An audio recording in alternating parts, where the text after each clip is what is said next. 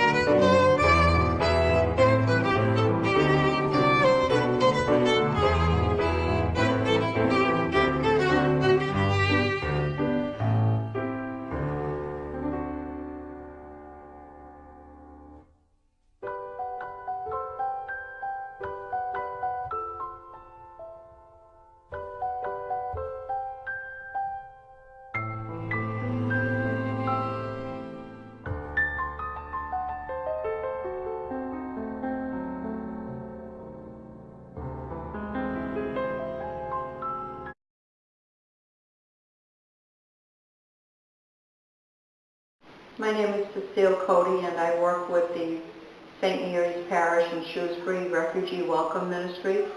We have partnered with Catholic Charities in Worcester. Catholic Charities nationally, I understand, assists 1/3 of all the refugees that are being resettled in the United States. So they do deal with people from many countries.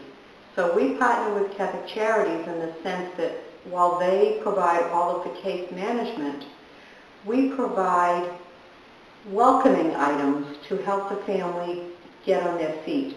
They come to the U.S. with basically only the few items they can carry, probably the clothing and maybe a photo album.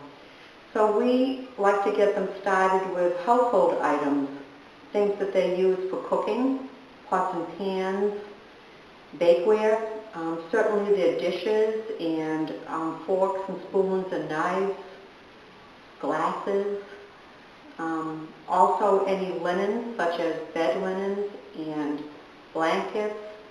We purchase new pillows for them. They also need towels, and we try to give them personal care items, a lot of toiletries. Because even if you had to start from scratch and buy all the personal care items that you use every day, from deodorant to shampoo to toothpaste, even a bar of soap, if they have to purchase that when they come, it's very costly because they have no funds to begin with and they have no job as of yet. So any little bit that we can do to help them get started not only is a good leg up, it also is a symbol of us welcoming them and cheering for them and rooting them on in this new adventure that they've begun. I'm standing here in our basement of our church and school with the inventory that we have on hand. It would be ideal if we could establish a certain base of inventory so that when we get a call from Catholic Charities saying that a family is en route, and they're arriving tomorrow, we then can come down to the basement and begin pulling from our little stock here so that we don't have to run around and find every item on our inventory checklist.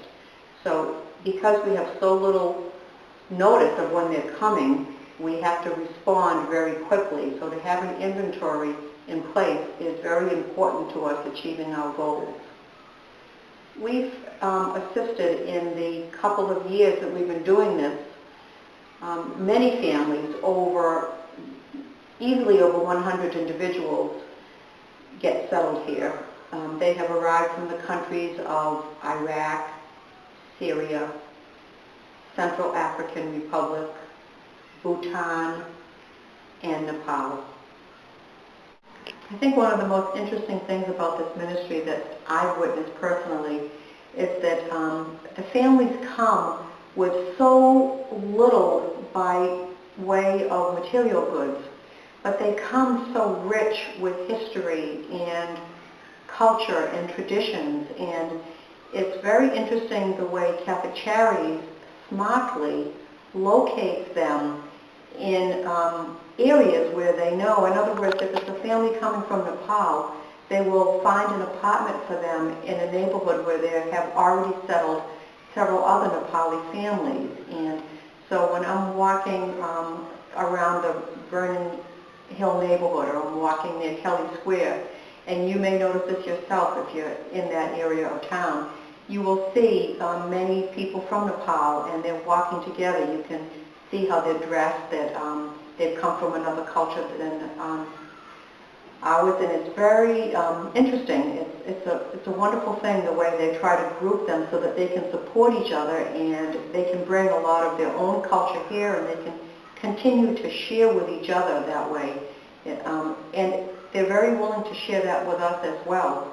So we also have a number of people who have moved into an area near Park Avenue, and also a number off of Lincoln Street in Worcester. Many of them remain south.